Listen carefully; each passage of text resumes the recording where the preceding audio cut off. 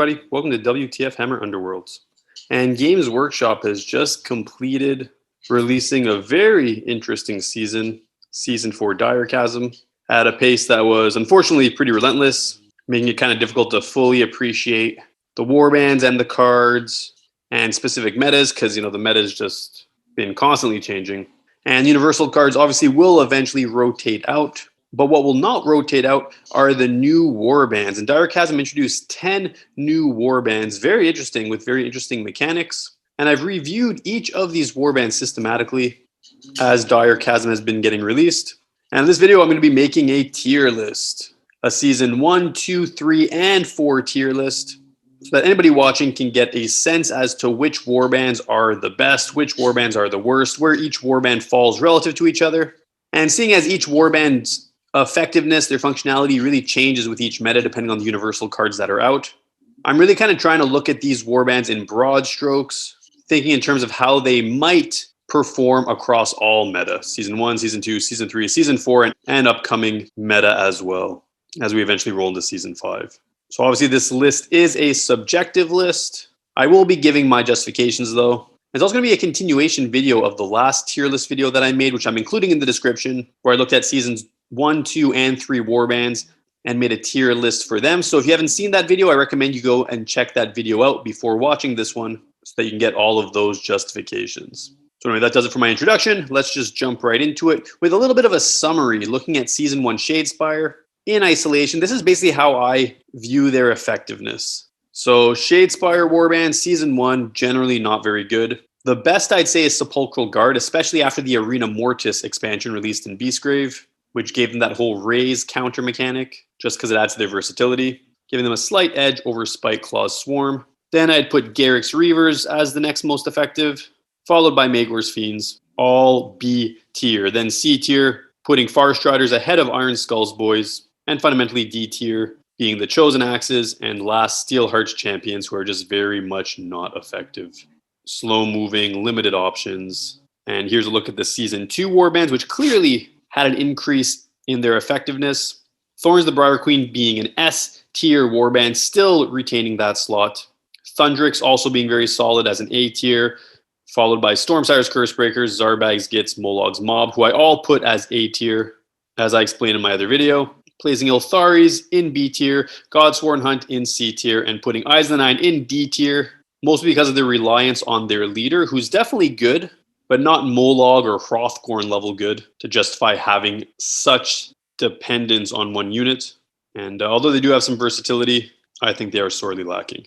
And here's the quick synopsis of the Season 3 Beastgrave warbands, which really reached a new level in terms of balancing. And all these warbands, unlike the previous seasons, were play out of the box. So just taking at least all the A-tier warbands and just playing them out of the boxes could lead to reasonably competitive matches. Grimwatch I had put at the top at the time, ahead of Lady Harrows, both S-tier. A-tier, including Hrothgorns, Morgoths, Skates, Rippas, Morgwaiths, and Grashracks, in that order, and then B tier, placing Wormspat and Iron Soul Condemners. And fully meshed up, this is basically how I had concluded my last video. And like I said, you can go back and check that out to get all the justifications, because I'm only providing a bit of a surface level analysis here. But since that video was released, I've really rethought this tier list, mostly because of the Primacy token. Now, when I had reviewed and made a tier list of all of these warbands, in a lot of cases, the Primacy token hadn't been revealed. And in some cases, it had been revealed, but I wasn't sure if it was going to be a permanent addition to the game or if it was just going to cycle out when Season 4 cycled out. But when Headkrakka's Mob was introduced, it became very clear through their faction-specific cards that the Primacy token was here to stay, because their faction-specific cards rely heavily on it. So does their Inspire mechanic. So as Season 5, 6, 7, whatever roll out, the Primacy token definitely will remain. And it does make a big difference in terms of providing a boost to aggressively oriented warbands. Warbands that are good at getting the Primacy token, holding the Primacy token, also giving them access to universal cards that rely on the Primacy tokens, just overall increasing the versatility of those types of warbands. And I had adjusted my tier list as follows. And I'll just start from the bottom. Moving Magor's Fiends up. I had them behind Garruk's Reavers, but not by a lot. And with the Primacy token, I mean, their aggressive skill and their ability to grab the Primacy token is definitely above Garruk's, definitely above Ildari. I feel that it has warranted giving them a boost to this spot here above Ildari's Guardians. I still put them behind Spikeclaw's Swarm because I feel they do lack the versatility and effectiveness that Spikeclaw's Swarm has. And for similar reasons, improving Wurmspat by 2 spots as well, going from behind Spikeclaw's Swarm to ahead of Sepulchral Guard, because they're hard to kill, which means it's hard to get the Primacy token in a 1v1 versus Wurmspat, and it's not so difficult for Wurmspat to get it from their opponent, depending on who they're fighting, obviously. Definitely makes them more solid. And I also decided to drop Morgwaits and Grashrax Despoilers down an entire tier, going from last place in the A tier to first place in the B tier, because they are fairly versatile. They do have good mobility. They do have good cards generally, but they are really squishy, are simply just not an easy warband to win matches with, either of them. So this is where I put them in that new slot. I boosted Molog's Mob to be ahead of Zarbag's Gits. I had them behind Zarbag's Gits before, because Zarbag's Gits I think are great. Lots of mobility, lots of versatility, lots of unit, decent damage output, not the greatest, but with upgrade cards for sure. But now the Primacy token, I mean, Molog's Mob is much more dangerous. He hits hard, he hits often, just provides a big boost to his versatility, enabling him to grab Primacy objective cards and score those fairly easily, obviously depending on who he's competing against. I think Molog's is superior to Zarbag's Gits with the current rule set. I swapped Thundrik's Profiteers and Hrothgorn's Manhunters for similar reasons, because Hrothgorns have a better chance of doing that one-shot kill than Thundrik's. That's the main reason. And Morgox gave a huge boost to. +3, these guys are really the kings of Primacy, at least as far as Season 1, 2, and 3 are concerned. Big hitters, big wounds, virtually impossible to get Primacy token when competing against them, and very easy for them to get it from you, even if you have high wound units. So I'd given them a +3. And in the S tier, reduced Grimwatch, mostly because of the not so exceptional damage output. Increased Lady Harrows because they're just awesome, huge damage output. They just got stronger from the introduction of Primacy. And also with regard to the FAR lists, in my previous reviews, I never really took into account the FAR list and the impact that it had on faction-specific cards that were restricted. Grimwatch has a few that are restricted, which does hurt them, and I felt that that warranted dropping them lower in the S tier as well. And this actually isn't the end of where my adjustments went. I reassessed once again, mostly by playing and seeing the effectiveness of warbands, even making decks from Season 1 and Season 2 and sort of revisiting some of them. And I felt it warranted dropping Grimwatch to A tier, but the top of the A tier, because they're still very solid, but they do bleed a lot of glory points. They don't inspire that easy, and they are very reliant on their leader, who could be taken out of action fairly quickly if you're facing an opponent that's geared towards doing that sort of thing. So they do have a fairly glaring weakness. And I bumped Morgox up even more because these guys are just intense. They have their push mechanics, so you can push them without moving them. They can move, they can charge, they can buff their accuracy, buff their damage to ridiculous extents. And I gave -1 to Thorns, not because I think that they're weaker for any reason, but just because I put Morgox ahead of them. So basically going into Season 4, this is the tier list from Seasons 1, 2, and 3 that we're starting with. Obviously, you're encouraged to disagree, send me feedback. Some of the modifications I made to this tier list came as a result of feedback that I got in the comment sections from my previous video. So I do take it into account. I'm just trying to place these warbands as I see them. Just remove all the numbers. Here's the Season 1 to 3 tier list. Now we're going to jump into the Season 4 warbands, starting with the lowest tier warband. In my opinion, we have Storm of Celestus. In my opinion, the weakest of the Season 4 warbands. Here's a bit of a synopsis of their abilities. They have a predictable objective holding play style, at least based on their objective cards, as well as special abilities on their fighter cards. Fortunately for them, though, they do have powerful objective holding mechanics. I'll say they do have dangerous range attacks. Their crossbow is pretty brutal, does 2 damage, and this is complemented by their defensive playstyle because they can sort of hold ground, take a big shot, do decent damage, hold objectives. It works well together. But they do have generally weak damage output. 2 is the max on their fighter cards. Obviously, this could be buffed by upgrades, but at face value, damage output is not exceptional, making them not so effective at eliminating enemy fighters, which clearly puts them at a disadvantage against enemies who are great at wiping their fighters out. And as a final point, I'd say that they have a solid control game, a solid passive game, but they're not very effective at advancing into enemy territory.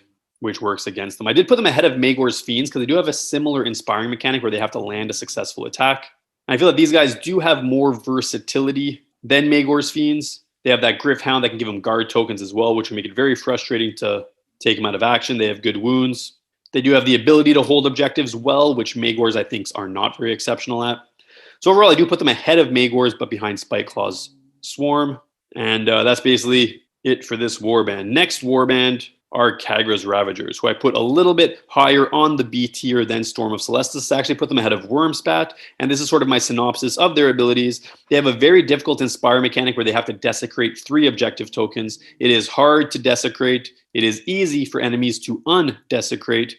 They have 2 cards that help them desecrate, but it's really not enough. Desecrating objective tokens is a pain in the ass. It's really hard to do. It's really hard to maintain. It's not that rewarding, and these guys need to do it in order to inspire. And for most of their objective cards, which are pretty awful, so that's point 2, they require very successful desecration combined with very effective killing. And the desecration aspect, at least, is not very easy to pull off. However, these guys have amazing power cards, great ploys, great upgrades, which provide good offense, good defense, good spell casting, good control, good movement options. And with their general repertoire of solid fighters, they very are Magor's Fiends-like in terms of their dangerousness, and they don't even get that huge a boost from inspiring anyway. So even at base, without inspiring, they are very solid. So I say that they're the new Magor's Fiends, but who will often go several games without inspiring, making it hard to achieve their full potential. But they also do have a spellcaster who has the most potential, who lands on channels, who could become a leader and get other boosts, who's just very solid. So decent movement, good damage output, strong units. I place them above Wormspat, but below Grashrax, because I do not believe that they have quite the versatility that Grashrax do. And this brings me to my first A tier assigned Season 4 Warband, which is Elathain Soulraid, who I put at the bottom of the A tier. Still very solid, though. I mean, every Warband that's in the A tier is good. I just put them as beneath them, but it doesn't mean that they're not a solid Warband. This is my synopsis of them. They have very oppressive power cards that just impair and inhibit, force the enemy to discard cards, are just very annoying, reduce the enemy's glory cap for sure. Also, it's thematic, which is a nice touch, seeing these guys are like deep ocean dwelling depressive individuals, but they are generally kind of squishy. Okay, they can't take too many hits. Their defense isn't amazing, but this is partly remediated by power cards. They also have the capacity for highly tactical positioning, especially with Spinefin, which can provide powerful board control, allowing them to hog objectives, block areas, direct enemies towards lethal hexes, do many annoying things, provide themselves with surprise support on attacks. Very cool, very powerful, but also very difficult to master. And they do generally have unexceptional objective cards, some of which contradict each other, which is always annoying. And I said there's not really any objective card that they have that's a must-have. So some Warbands have objective cards that you're putting in your deck 100% of the time. These guys, I'd say, not so much. So put them behind Zarbags. I think Zarbags are more superior. And right ahead of Zarbags Gits, I'm actually going to be placing the Starblood Stalkers, who I think are very solid, superior to Zarbags Gits. I wouldn't quite give them a rating above Mologs, though, because Mologs is just so dangerous, especially in this post-Primacy counter world. And here's my synopsis of the Starblood Stalkers. They have a tricky Inspire mechanic in which they have to hold 3 objectives at the end of an activation, which does to some extent conflict with their leader's special ability, which is to flip objective tokens. They do, however, have many push cards and the whole skittish mechanic on the skinks to facilitate achieving this, which does help. They also have many low wound units, many who have only 2 wounds, makes them vulnerable in general, vulnerable against Primacy, but I would say they do have good defensive options in the form of their power cards. And they have many special abilities, which enable their effective movement, their objective destruction, their movement inhibition, their damage output. And this is also combined with great power cards, asterisms especially, which provide amazing bonuses, and upgrade cards that are flexible and really make Khagra Beast almost Hrothgorn level. So solid potential, solid control game. Also, these guys are definitely annoying to play against. And this is where I place them in the overall scheme of things. And just ahead of them, I put Myari's Purifiers. I think Myari's Purifiers are a bit easier to play, do have an easier time winning games. For the same reasons, don't put them ahead of Molog's Mob, though. And anyway, this is my synopsis. They have 3 wounds max, which definitely hurts them. They have good defense, and power cards help bolster this defense. But if a shot sinks through, your fighter is probably getting taken out of action. They have nice objective cards, which promote strong objective holding play and have other versatile options, which is great. I would say, however, they are unreliable to inspire because they have to roll only successes on an attack or defense roll or spell roll in the case of Myari. And the Aether Quartz mechanics do help this because it allows them to re-roll, but they only get one Aether Quartz counter. And oftentimes you want to save those Aether Quartz counters for their power cards, which provide them much larger boosts, which is, a positive and a negative, I guess. And they do have an intense array of upgrade cards. Great upgrade cards. They make Myari an exceptional spellcaster and Bahanar a stalwart badass. Being immune to cleave, being able to go on guard easily, all those sorts of things just make him really tough. And just ahead of Myari's, there is the Dread Pageant. So these sexy sadists have a lot of things going for them and are just really fun to play. I'd say they have a risky and tricky inspire mechanic where they have to have, where 6 wounds have to collectively exist on the board, basically on fighters. They do have a lot of mechanics to help them achieve this, as well as to heal them from lost wounds. So it becomes cool and interesting and somewhat powerful to be playing with the wound counters that exist on the board. And they have solid objective cards, which work in tandem with this, promoting a thematic variety of practical aggression and positional play. They also have an interesting ability to manipulate damage, as I kind of described already, which can facilitate their own inspiring and access to abilities, as well as heal lost wounds. And overall, solid fighters. I mean, Slack-a-Slash has 5 wounds, very strong. Vaslack is also great. And even Hadzu and Glissette, who are squishier, do have interesting mechanics, which make them durable, make them have a good control game. Overall, these guys I put ahead of Myari's Purifiers, but really just by a hair. I mean, just ahead of them, I put the Crimson Court. The Vamps still behind Mologs, but I put them ahead of the Dread Pageant. This is my synopsis. They have durable units with versatile method of inspiring / bloodthirsting, so they can accumulate hunger counters to become bloodthirsty, which provides cool bonuses, or they can get rid of those hunger counters and become inspired, which also provides cool bonuses. So it becomes interesting dynamic as to which direction you want your Vamps to go. Some, I think it's very clear that you would like to inspire, and others, I think it would be more beneficial to lean towards bloodthirst. The whole hunger counter mechanic increases their versatility, also in terms of objective cards and that sort of thing.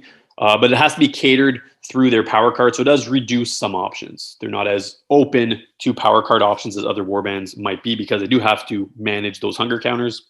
They do have many special abilities. They have hunters, they have wizards, they have many unique and special options available to them, which is just great.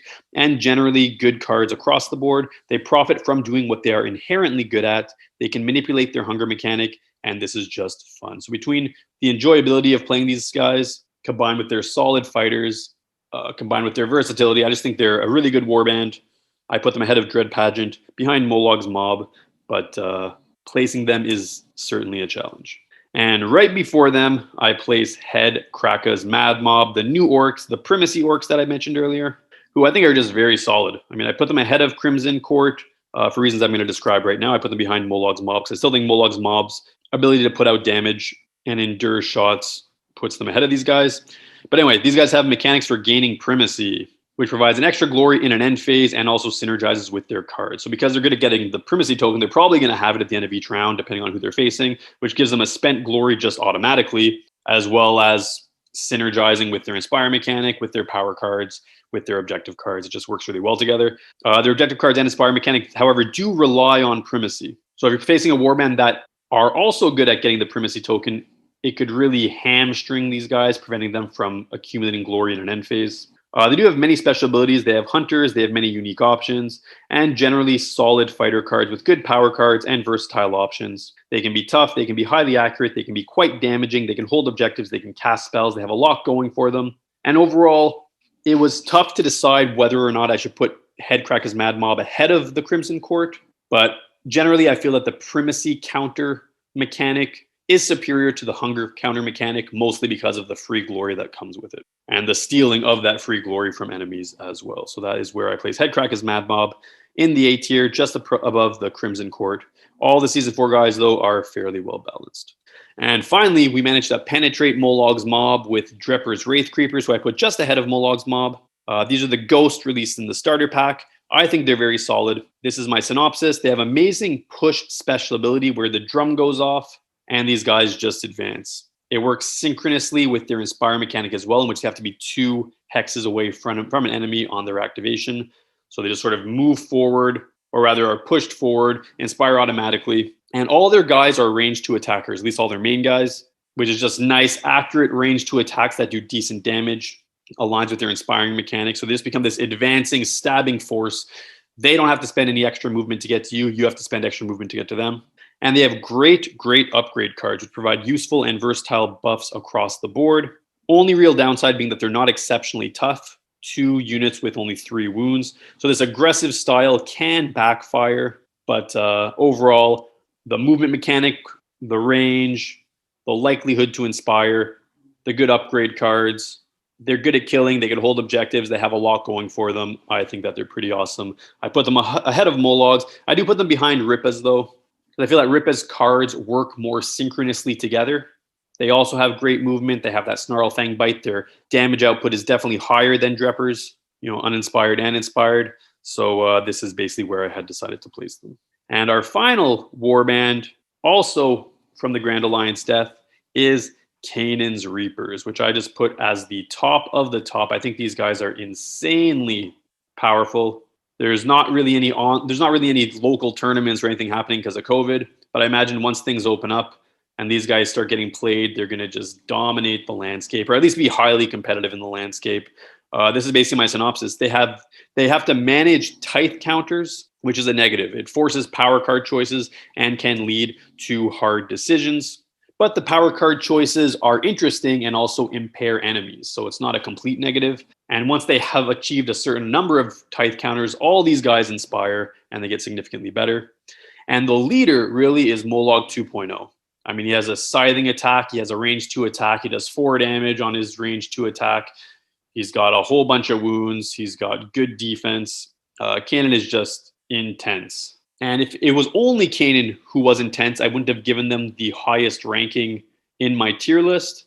But it's his warband as a whole. Anyway, I'll get to that. So 0.3, though, these guys have strong defensive power cards and some high inspired defense characteristics, forcing the enemy's hand, making your guys more durable. And even some of the weaker dudes get 2 block inspired, which is insane to me. I mean, Kainan can be very difficult to kill. So can the rest of the warband. These guys are just hard to kill, and they do a lot of damage, and they advance, and they have Molog 2.0. And they have great movement ability, in which when one Mortec moves, all the other ones can move so long as they're adjacent to another Mortec. So you can just make one move action and get all your guys clustered forward. Swarming enemies, putting out high damage, because as they get support, they get bonuses to damage. They can take an objective holding approach because their movement ability is so powerful. I mean, these guys just do tons of damage. They kill, they're durable, they can hold objectives. They have so much going for them that I can't not put them at the top of the S tier. I mean, that's my opinion, at least. Obviously, people are entitled to disagree. And just looking at Season 4 in a bubble, this is kind of the breakdown. And I'd say that I am impressed that Games Workshop has managed to make a season so balanced. Obviously, I don't think Kainan's, Khagra's, or Storm Celestus are especially in that balanced category. But, from Drepurs to Elathains, these guys are all A tier, and they're very close together A tier. So playing these guys out of the box actually does make for some competitive, fun matches. And with the versatility of adding universal cards and everything, I feel like they are fairly evenly matched. And this for sure is the most balanced season in and of itself that has been released by Games Workshop thus far. And here's just the final picture of my tier list without any obstructions. This is how I see things anyway. I think that generally speaking, across all meta, building decks with the warbands as I've placed them here, you'd come out to a tier list that resembles this. At least that's my opinion. Anyway, I hope you guys enjoyed this video. If you have any thoughts or suggestions, please comment below. Please like and subscribe if you enjoyed this content. And I hope that you all have a nice day.